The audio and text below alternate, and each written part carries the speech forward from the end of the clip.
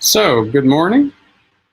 Ready to talk about saving some lives. And the title hopefully gets your attention. Are we saving 20 million lives? We're going to talk about this social distancing, what most people are now realizing should be physical distancing, not social distancing. Today, we're going to try to go a little bit shorter form. After listening to hours of political leaders, WHO leaders, governors of New York, stuff like that. You don't need to hear me for another hour, but I do think it's helpful to maybe, again, get a different perspective. We're going to be looking at the perspective of we're saving lives doing what we're doing. And you may think some of the pictures really ugly. I'm going to try to give some different perspectives. There's some pictures that are a lot uglier. And the work that we're doing, as painful as it may be, as frustrating as it may be, is saving huge numbers of lives. It may be 20 million, it may be 40 million. The bottom line is, after you start making these models, getting these estimates, I'm just not a great mathematician. Once you start talking about tens of millions of lives, I sort of lose count. But there's no question in my mind that as painful as what we're going through is, we are saving tens of millions of lives. So what we'll do is we'll look at a couple of different models, which may help us create some expectations. We'll look at where we are now, and then look down the road. That's what these models do, especially on the next 3 months of isolation and pandemic model, management. The models are the Imperial Model, the Spanish flu model, and the NIH Model. And as soon as Clyde gives you the little intro water ball, I'll get into that.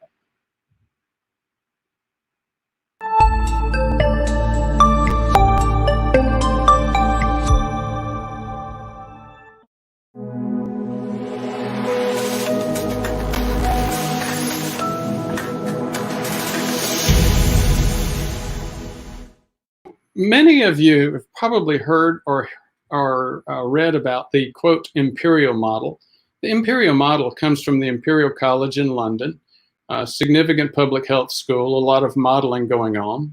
They are teaming up with the WHO, and the WHO is presenting their reports.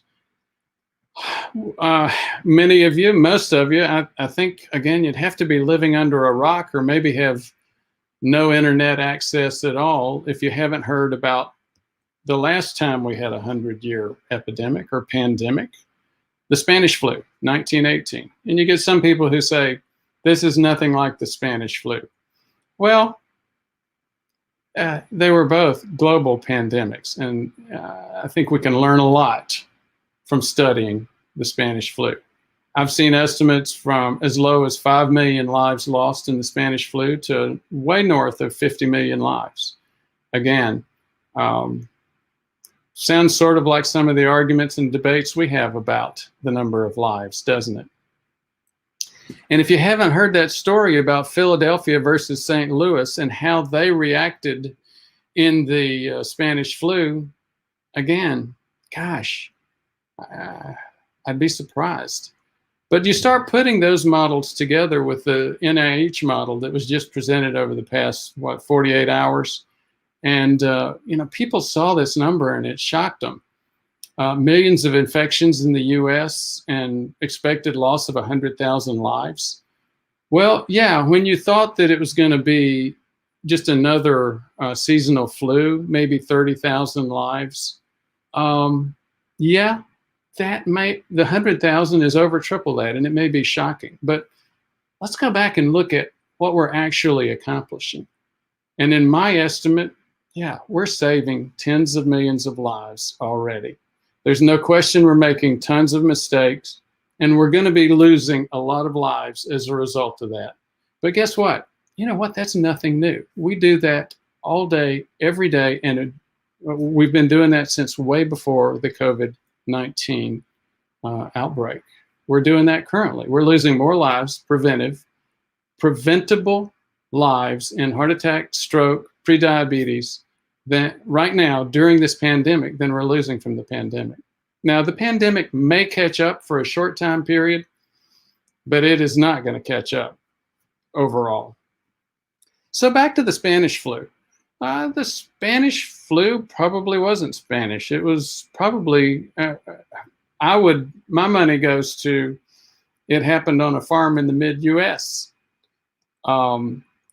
Philadelphia continued with events. They were focused, they were concerned about their economy and the economy of the country. And they said, you know what, we're going to continue to have our events. Maybe this is just going to be like another flu anyway. St. Louis, on the other hand, took a different approach. They canceled their social activities. And no, they didn't have internet. They didn't have Zoom.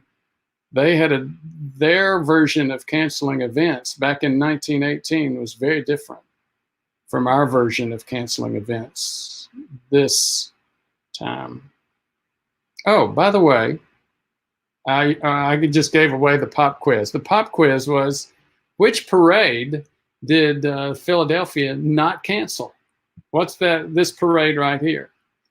And again, I just gave it away. You hear other different versions, and maybe this one's wrong, but I think it is a very fitting example. The source I looked at said it was a Liberty Loan Parade. You know, it was 1918. They were trying to finance the war. The war had a huge negative impact on the economy, and they were trying to bring it back. So plenty of good economic reasons to continue business as usual. Now, you keep seeing this curve over here, and yes, in Philadelphia, this is what happened in terms of death rate and lives lost. St. Louis went into social distancing, told everybody to go home or canceling events, do not gather. And look what happened to the St. Louis events. The St. Louis death rate, much more manageable. Again, when you look at the overall total mass under the curve, maybe not quite as different as you would hope.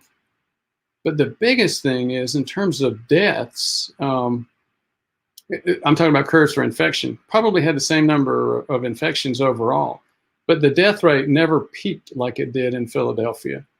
And that's what we're doing here. The whole game is to save the hospitals and keep us from going way outside of our capacity, which we're already at in terms of New York, Michigan, New Orleans. Significant challenges right now in terms of managing the death and destruction that's coming through. So the Imperial College models, they looked at several scenarios. The Imperial College, by the way, again, is in London, teaming with the WHO. They did several scenarios in terms of pandemic. The first scenario was do nothing. According to that scenario, there will end up being 7 billion infected, and out of that, 40 million deaths. You think that's crazy? You think that's totally unrealistic? Go back and look at the Spanish flu. I don't think it is crazy. I don't think it is unrealistic. And I do think the social distancing, China's version of total lockdown, I think those things have had huge impact already. I think we've already saved tens of millions of lives. Do I think it's 20? Do I think it's 10? Do I think it's, I don't know. I don't know how many tens, but I have every expectation that just with what we've been doing, we've saved tens of millions of lives. The Imperial College also went into different mitigation scenarios, two basic mitigation scenarios. The key one being the social distancing, similar to what we're looking at, a 40% decrease in overall social activity with a 60% decrease in elderly. Even with that moderate amount, you got a 50% decrease and 3.5 billion infected and 20 million deaths. So again, huge impact. Another thing that they demonstrated there was hitting this early rather than waiting till late to start these social distancing activities makes a huge, huge impact. Even at the 50% decrease, though, what we see is healthcare systems are still overwhelmed. We're just not ready for that kind of kind of burden. And again, they did several other scenarios based on specific countermeasures. So now we go back to the US and the NIH model. And again, people saw this thousands of lives, millions infected. And again, I don't have headlines, but you've seen them. If you're watching this channel, I'm sure you've seen some of the headlines that talk about that. And people were just flabbergasted. Well, nah, not really. In fact, to me, it's incredibly good news. There's been a lot of debate and focus with our political leadership talking about the president. And Fauci said, look, when he saw the impact, he agreed to extend the distancing policy. So, you know, the modeling is making a difference. It's helping all of us in our cultures understand what we're doing. And again, it may be painful. We may be screwing up a lot of things. We may be debating. We may be blaming others, but we're still saving lives. So let's go on and let's just maybe hit that again. So we've talked about social distancing. We've corrected ourselves. We've said, no, it's really physical distancing. We've talked about things like reinfection. That's raised its ugly head. Again, I don't think that's anything that we should be significantly concerned about at all right now. I think those are the term fake news is overused, but I don't think those are a significant issue, at least on a population basis. There may be some individuals where that becomes an issue, but on a population pandemic management, I don't think that's going to be an issue. As we look down the road, no, we're not through this pain at all. In fact, we're still climbing the hill. As Andrew Cuomo kept saying in his report, we're going up the mountain. We haven't reached the top yet. We're continuing to go up the mountain. And so there's more pain ahead, more deaths, more infections. We continue to look at problems with test kits. We've made huge mistakes in terms of sourcing masks, PPE, personal protective equipment. We've focused on therapeutics, ACE inhibitors, and the whole ACE2 receptors issues. I still have people calling saying, should I not be on my my ARB or my ACE? We have people finally focusing on, you know, one of the victories, again, is we have people finally focusing on getting telemedicine now. The boomer generation that needs telemedicine has been the generation that couldn't wrap its head around it. Well, we're starting to get a lot of people call us for telemedicine, and I'm so glad to see that getting geared up. And in fact, now, as big of an issue in the past has been the doctors couldn't wrap their head around it. So many doctors are boomers and just weren't used to it. You see it all over now. Everybody's talking about accessing their own doc now for telemedicine services. Again, if you look at some of the other changes, some of the mistakes, some of the problems we've had, testing. And the testing programs have been a royal nightmare. Hopefully the local options like the Abbott ID Now option will come in quickly and on time and make this much more available quickly. Hopefully maybe the Roche solution will become a big one. We've got a lot of good development, innovation going on, and hopefully that will bypass some of the repeated political challenges, logistics challenges, and shortage challenges that we have setting up these national centers. We'll continue to focus. We'll continue to have questions on chloroquine, hydroxychloroquine, people hoarding those medications. A lot of debate and focus about zinc and quercetin, and of course, that recurring debate about vitamin C and BCG. So we've got stuff going on, and Dr. Mandrola is right. We've got one of the best medical manpower teams in the world, and we're throwing it into battle without armor, and a lot of them are dying. So, yep, we're making a lot of mistakes. When you look at it overall, again, to me, our biggest mistake in terms of managing this outbreak is that we don't have the testing we need. So until we have that testing, how are we going to know where the transmission is occurring? Are we going to just wait and do the wait for herd immunity? I think Bill Gates, it was Bill Gates, made a good point that with a disease, and he said something like we would need to have 50% infection rates in order for herd immunity to be significant. I think that's a very good point. And it depends very much on the contagious nature or the infectious nature of the specific virus. And this one is high, 2 to 3, depending on the scenario. If you look at something like measles, which is like 12 or 13, herd immunity is like non-existent, because you can be in a room full of 100 people, and if there's one person that's uninfected and one person that is infected, that person will get, that infection will occur. This is a much lower infection rate, but it's still high compared to most of the diseases that we deal with on a regular basis. So trying to develop a herd immunity mechanism for managing this outbreak, again, is going to require huge percentages of infections, percentage of infection rates, which we do not want to get into. We want to continue the social isolation process, and we want to start setting up systems where we find the transmission that's going on. The only way that we can do that is with effective testing systems. And we're not there yet. Again, we've made mistakes. We blame people. And what do? We're people. So we blame somebody else. And we'd love to blame our leaders, and our leaders love to blame other leaders. But we still got a lot of stuff going on. Great people, great innovation.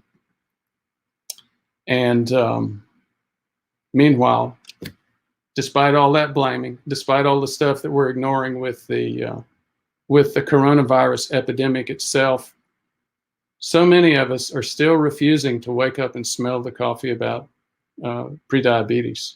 We've shown a couple of videos, a couple of YouTube live events were totally focused on this issue, that doctors are being very surprised that it's prediabetes that creates risk. I mean, so many people are getting infected, but the folks that have diabetes and or prediabetes appear to be the ones that are going into full COVID-19, the serious disease.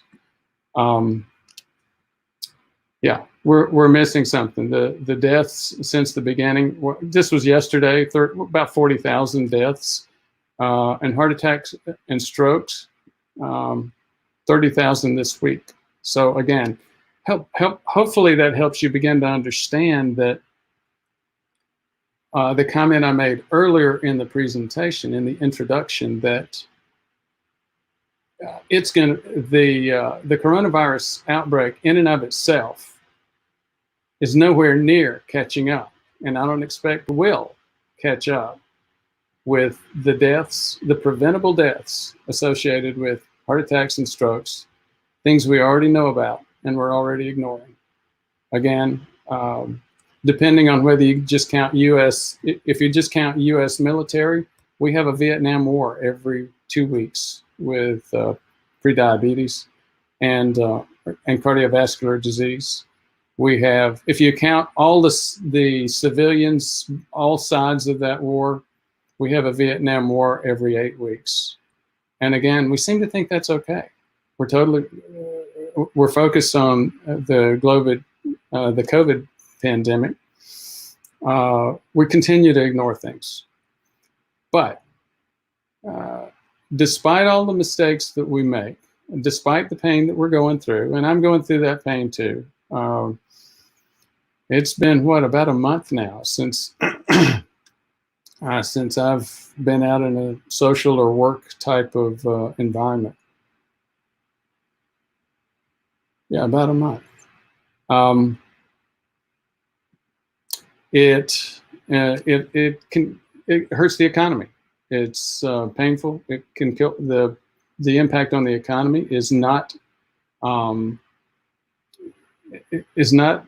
not minimal. It's a huge issue. Bad economy kills people as well.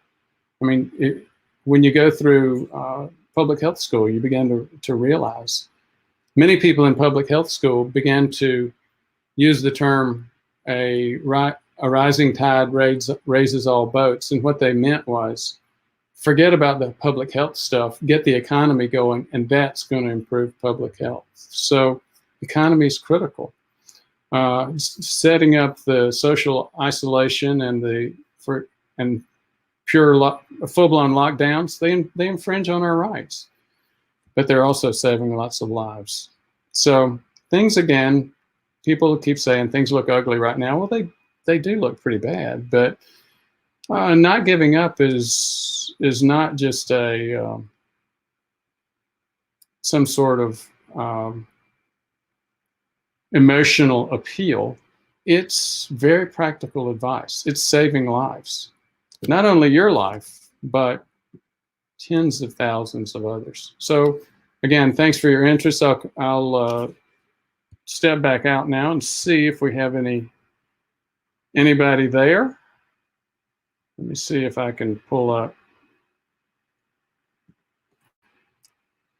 There we go. Yep, we got a lot of comments. And again, as usual, I will deal with the comments, but when you get so many lined up here, it creates a little bit of pressure. And sometimes when I click it, it just skips dozens of them. So if it skips your comment, please be patient with us. Good morning, Richard. WHO is not making masks mandatory? Not sure about that specific message. I can tell you a lot of people are saying, look, the CDC published part of their own thing a few days ago where they said different levels of mask requirements and standards. One is normal mask requirement or PPE requirement. It's more than masks. It's also shields. It's also the type of mask, and there are multiple types of N95 masks. They then went into their 3 layers. Normal, then surge, where you said, you know what, we have to do some things that are not normal, but these are not normal circumstances. The 3rd layer by the CDC was crisis. And they stated, and I quote, we fully expect some healthcare providers to do homemade things like a bandana. You know, again, I showed you this before. The bandana, for those of you who are not getting the point in the picture, it's like the old Roy Rogers days where that's not going to do much protection, and they fully acknowledged that that was going to be happening. Hopefully we can get beyond that, but I don't know. Maybe there's a specific different issue regarding the WHO, and pardon me if I missed the point. Bart, thank you, sir. Everybody cover your face. Well, I think we got that point, Suzanne. Oh my Lord. Did your okay, Susan Bolton. Thank you so much for your very interesting and helpful information. Well, thank you, Susan. Miguel Ruiz, Duran Ruiz, hello everybody. Daniel Farmer, on the COVID-19 mortality rate and the often mentioned underlying conditions, not to sound harsh, but one has to wonder if those patients would have died soon from other causes without COVID-19. Actually, that doesn't sound harsh. That's very obvious to a lot of folks, and there's been a major debate about that.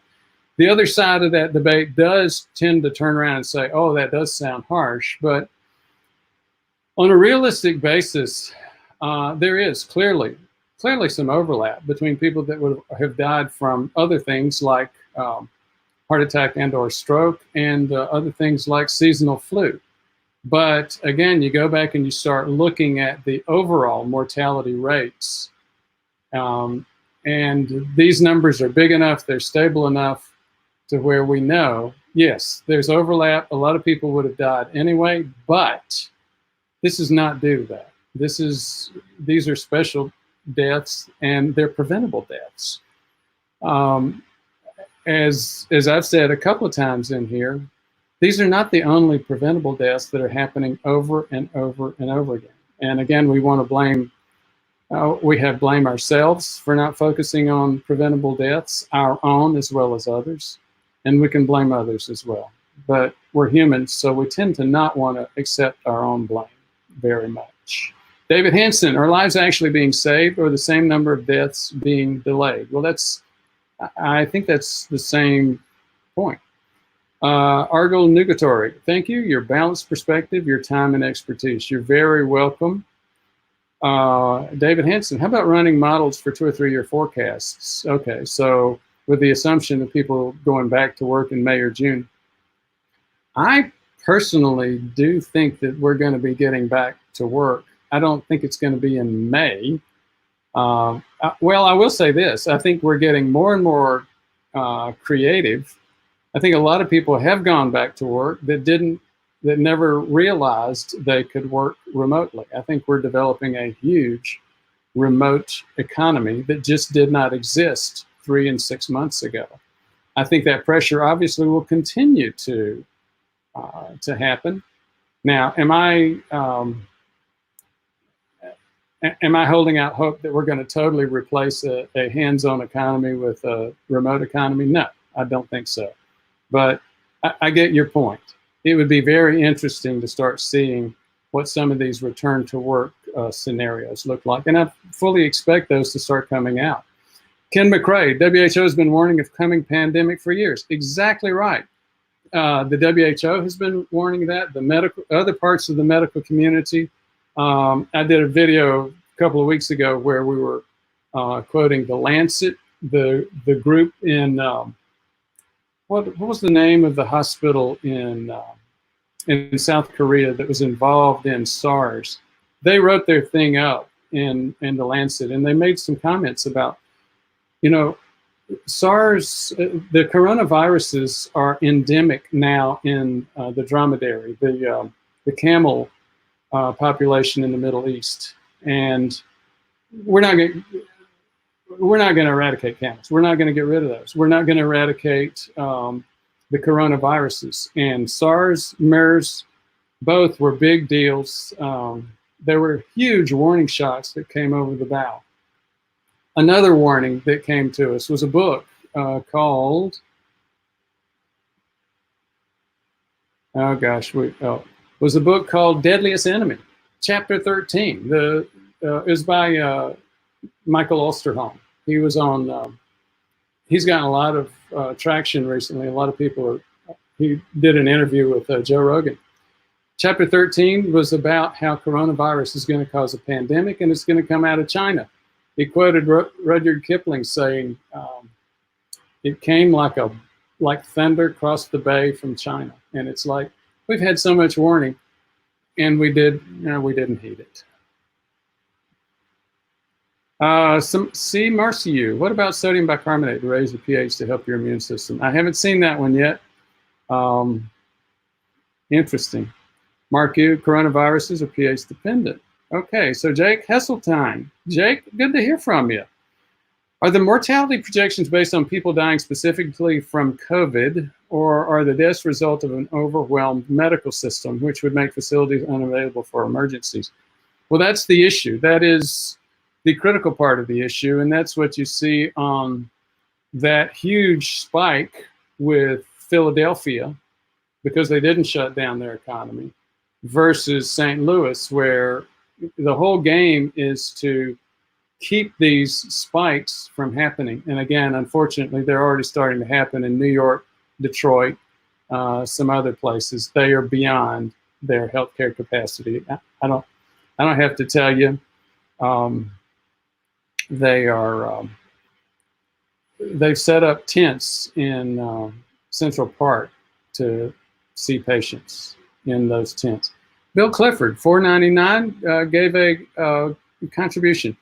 Thank you so much, Bill. Again, I'm supporting this channel out of a couple of things. Number one, my own retirement money, and number two, I'll see patients, and when I see patients, that money, I don't make any of that. I just plow it back into this channel. And the channel we have a little bit less than a dozen employees now. What we're doing is making digital information available, courses, webinars, things like this, like these YouTube lives. And again, thank you so much for the contribution. If others would like to, you can do it in a couple of different ways. And John Benda just gave a $7 donation. Thank you so much, John. Again, a lot of our work, Clyde, for example, Lori, several others are in the Philippines. And the Philippines are in a totally different economic system. A $7, especially even like a $20 contribution, those go a long way in terms of helping us get that digital content out for people and helping people begin to wake up to some of the realities of the preventable nature of what we're going through.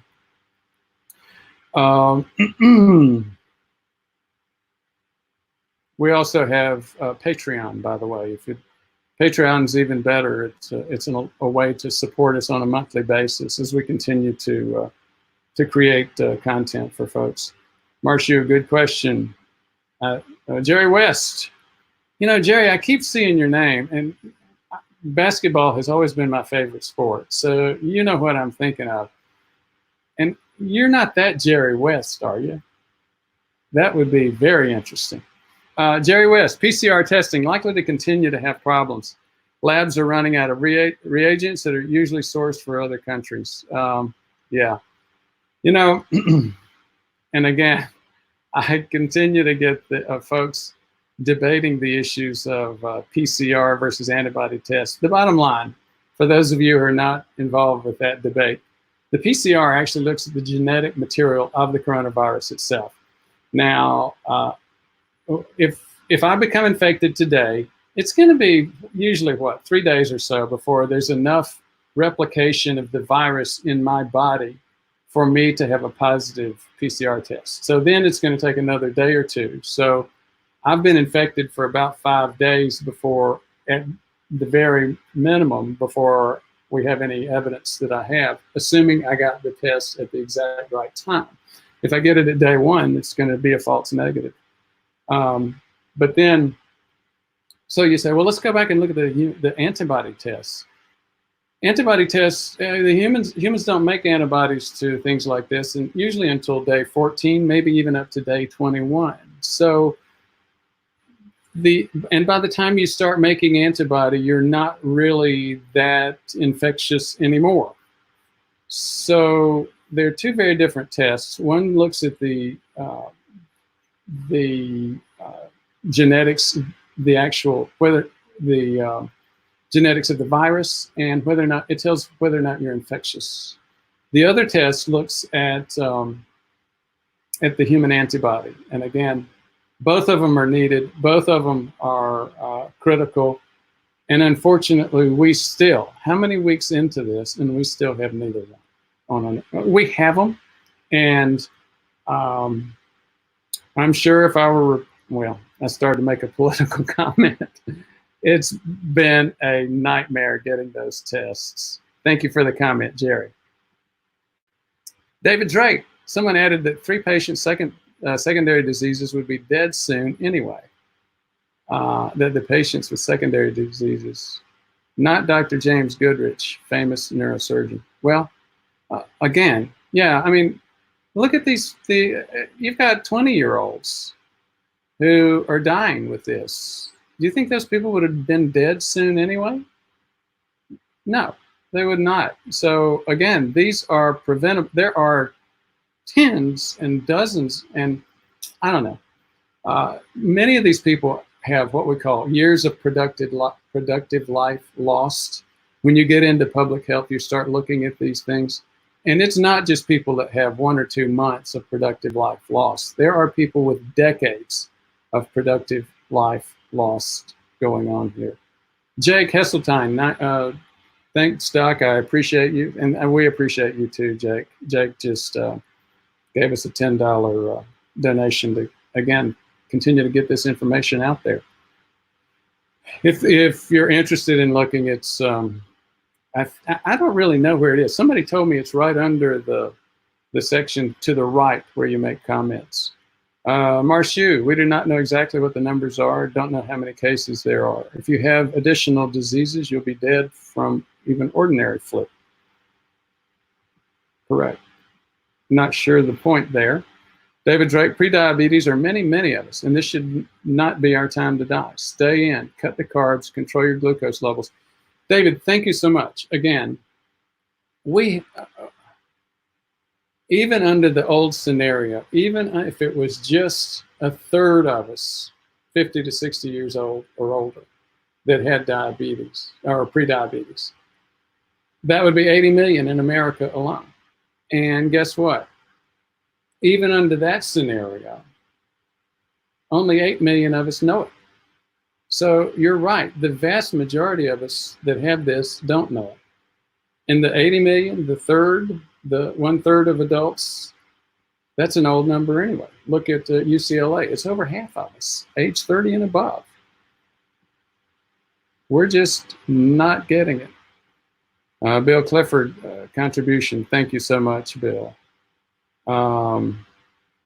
Gosh, I'm not sure what happened here. It's Janice Derrickson, my sweet bride, COVID-19 health data gives projection on peak date and hospital resource used by state. So Janice, thank you very much for mentioning that. I meant to cover that, and hopefully we'll be able to cover it sometime this week. I believe it was University of Washington. Janice, one of Janice's sisters, she said it was a sister that was a lot smarter than her and me combined, does a lot of reading. That sister made us aware. There's some very good modeling that's out there. It's modeling and predicting, for example, I think peak of the mountain for Kentucky, where we live, I believe was like May 1st. So if you'd like to go look at your own state, look a little bit more at some of the predictions based on these models. It's a great place to learn, to look. COVID-19.health-data. That's COVID-19.health-data. Susie Penguin, good morning from Nebraska. Take care, everybody. Jim Hyde. What's the most important measurement to know if you're pre-diabetic? The number of hours that you spend over 140, your blood glucose. Now that's a simple number to get. All you have to do is get, it used to be incredibly expensive to get continuous glucose monitoring. $700 to $1,000. And you still have that. It's improved. The price is a little bit better than it used to because it's getting major competition from a new device called the Freestyle Libre, Libre. And if you have questions about the Freestyle Libre, just look it up, or Dexcom 6, DEXCOM 6. We've got plenty of videos on both of those. And they both just attach to your body. The Libre attaches to usually the back of the arm. I've got many videos where I've shown that. It's a plastic button, white plastic button about that size. You pop it onto your arm. You literally do not feel it. Believe it, it's amazing. Those of you that are worried about a needle stick, you don't feel a needle stick. It's got a tiny little 1/2-inch filament that goes into under your skin. And for the next 14 days, you find out exactly what your blood sugar is doing. Now, there's one other thing that you need to be aware of, though, Jim, and it's helpful to know what your insulin level is. So, unfortunately, there's not any significant viable insulin monitoring device. So what we do is we do things called insulin survey. And that is basically taking, it's like an OGTT, oral glucose tolerance test, but you add insulin values as well. So you fast for at least 8 hours. You take a fasting glucose and a basal insulin. fasting glucose should be in the 80s. It should be below 90. A lot of people don't have that low a number. Then you give 75 to 100 grams of glucose. It's usually that sickening sweet cola. You should not get over 120 at 1 hour, and then you should be back below 100 after that at the 2 hour mark. In that same test, if you'll look at insulin, the insulin should be basal insulin at 5 or less. It should not peak above 50, and it should be back down to about 20 or less at 2 hours. Those pieces of information give you great information. Now, what do we usually use instead? Well, your doc will usually do hemoglobin A1C or fasting glucose. I have plenty of people with fasting glucose well below 100, and their doctor tells them they're fine and they're full-blown diabetic. In addition, I saw a patient just yesterday with a hemoglobin A1C of 5.2, which is a great low number, and the doc would say, yeah, you're fine. And they were full-blown diabetic. In other words, they peaked well above 200. So again, we get, we're not doing what we should be doing in terms of watching this disease, and this disease, prediabetes, leads to heart attacks, the number one cause of death, strokes, the number one cause of permanent disability, number one cause of blindness, number one cause of kidney disease, etc. So, Jake Hesseltine, take care of everyone. Much love to you all. This is hard, but there sure is a lot of beauty to give and to receive to fill our cups. Homeschooling calls. Well, good for you, Jake. Thank you again. Alex J. Hello, Doc, from Sweden. I don't think I have. I know we've had viewers from Sweden because you can see it on our reports, but I don't think we've ever had a commenter from Sweden. Thank you so much for identifying that. I've been following your channel for months, and I sure have learned a whole lot. I've kept the post meal mostly below 140. Excellent, fantastic. There's some evidence, although it's soft, that it's clearly, and there's no question though that it's true. The higher you get above 140, and the longer you stay there, the more damage you're doing. I've managed my hemoglobin A1C from 6% down to 5.5. That is huge. That is excellent, Alex J. And thank you so much for sharing that. How can I make a contribution to the channel? Wonderful question. So go on to again, maybe Clyde, you could help. I think you go into the comments section and you go to the right, and I think there's a place where you can make a contribution. Actually, there you go. Clyde is showing it right there. Thanks, Clyde. Okay. So let me go back and take a look. I believe we're hitting a good spot in terms of comments. If I missed anyone's comments, again, we had a lot of comments early on, and I think there was some skipping. Unless, so Clyde posted the how to make a contribution there on the screen. Okay, Joseph Page, just one more comment and we'll close it out. Is there any way a person can be infected and remain without any symptoms at all? That is, permanently asymptomatic? You know, that's a great question. And early in this epidemic, and there's still a major question about this, how much of this epidemic is actually being driven by the, quote, super spreader? Super spreader is not, it's not unusual in terms of managing epidemics and pandemics. You ever hear the term Typhoid Mary? Typhoid Mary was a lady that was a domestic servant. She was taking care of kids and making food for families in New York when the typhoid epidemic was going through. And it turned out that she was spreading she never had symptoms, but she was spreading the disease to to the family members that she was working with. So this asymptomatic spreader is a big, big deal. It's a big deal in a lot of different infectious diseases. Now, there's been a lot of evidence that that's been a big deal for this COVID pandemic.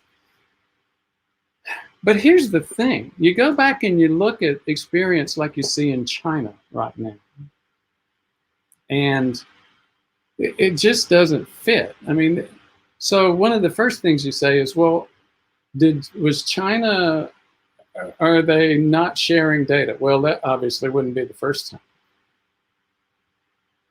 But if China were having a huge resurgence of the epidemic, and if if they weren't really gearing their economy back up, they wouldn't be able to hide either one of those. I mean, those are just too big of things to hide. So it does appear that they're beginning to gear their economy back up. In other words, getting people back into the economy without significant spread of this disease. Now, why did I go down that bunny hole? It gets back to Joseph Page's question. If most of this disease were being transmitted by people that have no symptoms, how could China be opening back up without significant reinfection, re-epidemic? I mean, re-gearing of the epidemic. So, very, very interesting. SEK, $239. Am I misreading it? Again, Joseph Page, thank you for the comment. It's a critical question, and it looks like we've just gotten a critical contribution. It's SEK. Super 39 Swedish Krona equals Swedish Krona doc, $23.82. Oh, $23.82. What? Anyway, could you explain that again, Claude? It's a Swedish currency. Oh, okay. Thank you. Oh, kroners. Alex, I have to tell you, I can't. Every time I think of kroners, I've got a story. And pardon me for those of you who don't want to hear my personal stories, but Janice and I took off to Europe when we were newlyweds. And there's a whole bunch of story behind that too that I won't get into. But we were in, was it Stockholm? During Midnight Sun celebration. We were at a table at a bar having a drink, and it was like 1 or 2 in the morning, and I think it was 1 or 2 in the morning. Anyhow, this fella came in. He was obviously homeless, and he stood next to us, and he started showing us this mousetrap he had built that he was having a hard time selling. And no, I didn't want to finance that mousetrap. But what he did tell us is, oh, you know what? If you're from America, you can call home on a 1 kroner call. And so we decided to try it. When we went back to the room, I don't remember if it was that time or maybe a little bit later, but it was when Janice's parents were open and awake. We went to this was back in the time when you didn't have cell phones and international connections and stuff like that. You had to go to a payphone. So we went to this payphone. We put in 1 kroner. We did all the international dialing, and Janice's mother actually picked up. And Janice said, "Mom, this is Janice." Click. And our homeless friend had told us that, be aware, this will not give you very much time, this 1 kroner call. So you have to get a bunch of kroners, and you have to just make the call over and over and over again. And you wear your fingers out making the call. But so then Janice went through all the dialing. She called her mom again, and she said, "Janice, this is Mom. I'm here with Ford." Click. And here's where I have to I do have to get into a little bit of the personal stuff. Janice and I had thought we were going to split up. She went to it to Europe without me. Her mom didn't know that we were getting back together. So anyhow, her mom, after about 3 or 4 calls, Janice saying, "Mom, click, it's me, Janice, click, I'm here with Ford, click, we're in Europe, click."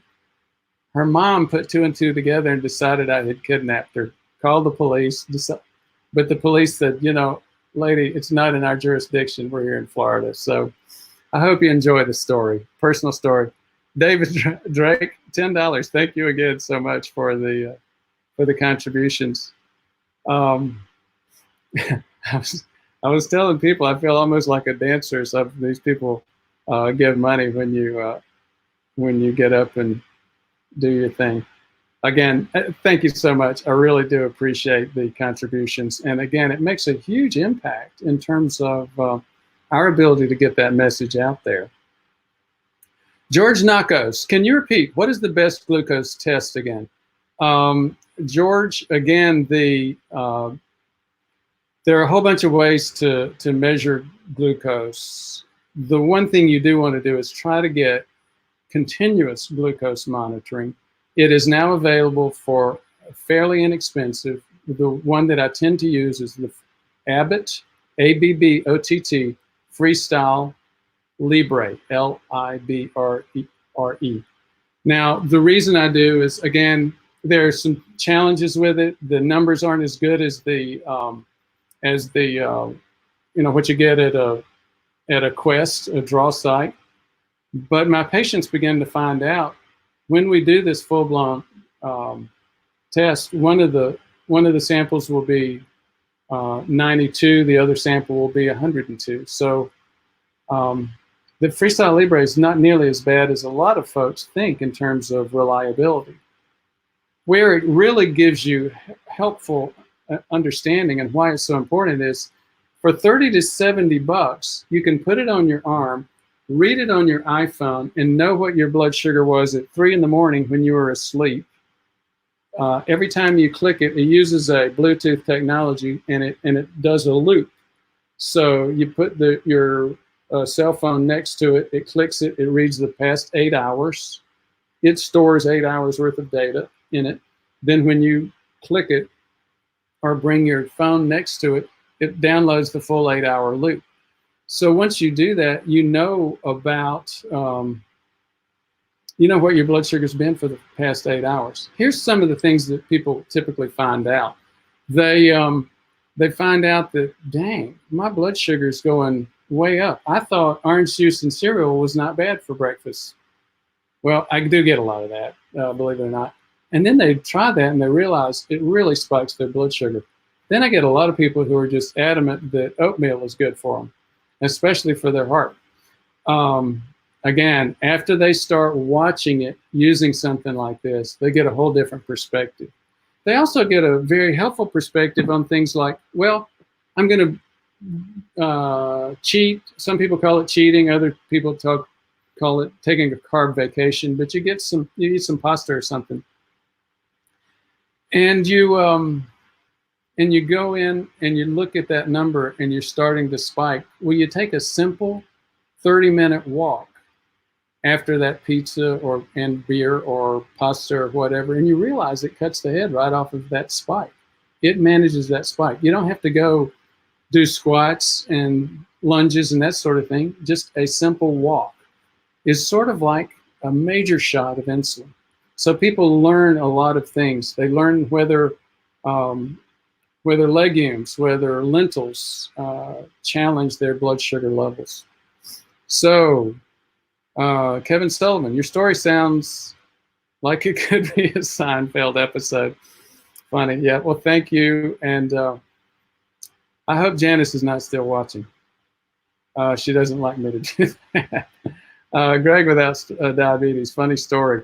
Okay, so what do you think about someone testing negative after recovering from the COVID-19 and reports that it's still in their body for an additional 9 days?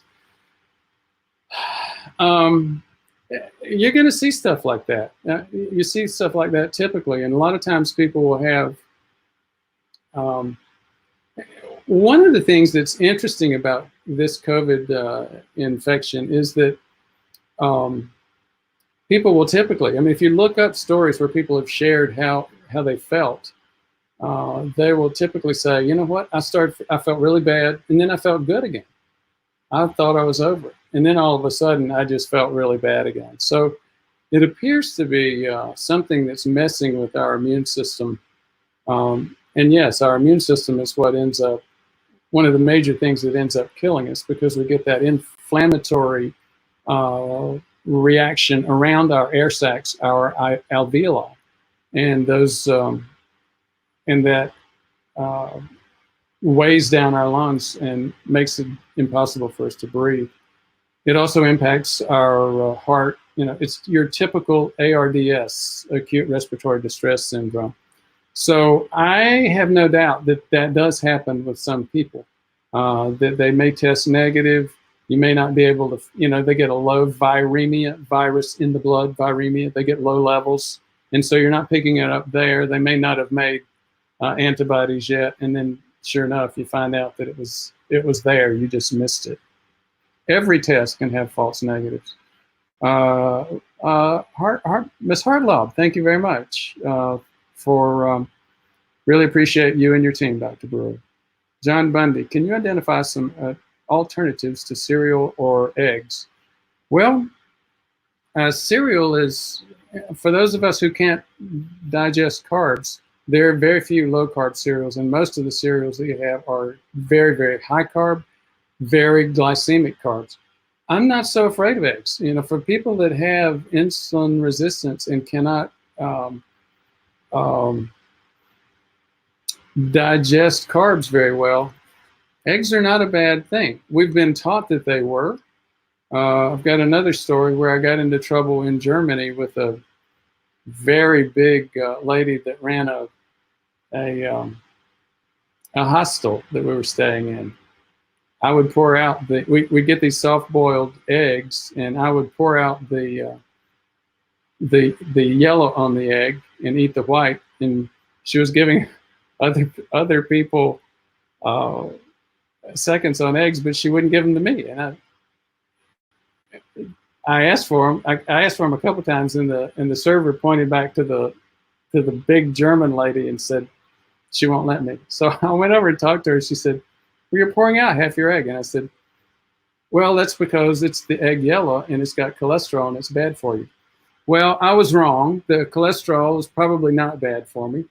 Those of us who still don't want to take eggs are concerned about TMAO, trimethylamine oxidase. And that, again, is a big thing with eggs.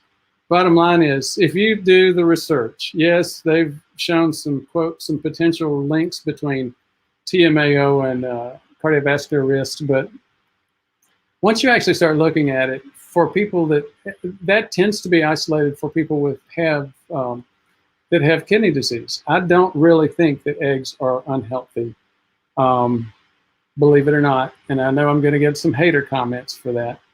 I think they're far healthier than carbs. Ellen Dohan, can one buy a sensor without a prescription? No, they can't. Oh, I didn't realize the Pellegrino bottle is green, so that's kind of weird looking, isn't it? And I'm in front of a green screen, so that's why it looks that way. Regarding Libre and the prescription, this is another area where I think some of our government decisions are awful. To make the Freestyle Libre prescription is just plain stupid on my part. Again, given the epidemic of prediabetes that we have in this country and the failure to acknowledge it and the failure of our medical leadership to acknowledge it as well, or even be aware of it. Before I go into a major rant on it, I will say, call us up, check in with Michelle or Lori. We have programs where we can make those prescriptions available for you. Bart Robinson, thanks for the good vibes, Doc. Bob Bell, tests are not 100% accurate. Absolutely. Thank you, Bob. So true. And that's another area where the medical establishment doesn't tend to understand that. Having trained in preventive medicine, one of the things that I study is tests, and every test has a false positive, false negatives. Anyhow, false positives, back to your comment, Bob. Thank you very much. False negatives and false positives can cause incorrect interpretations. I've heard coronavirus PCR false positive rate as high as 30%. I had not heard that. That is very interesting, and I'd love to get some more information on it. As I've shared with folks many times that we're doing a couple of, we thought, national programs for testing. Politics got in the way, and we're not sure where we're going to end up.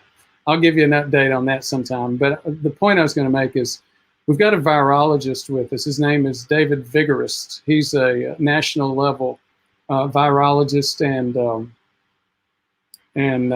clinical lab specialist. Used to be a faculty at Vanderbilt, and may still be there. I know he's out west at this point, but he's been working with us. And I'll ask Dave about this 30% false positive rate for PCR. That's just, I thought I would have heard about that. I mean, that may just be in some situations. Guys, thank you very much for your interest, and thank you so much for those contributions and helping support us getting that message out to those that are interested. Hang in there. It may be painful, but we're saving a lot of lives.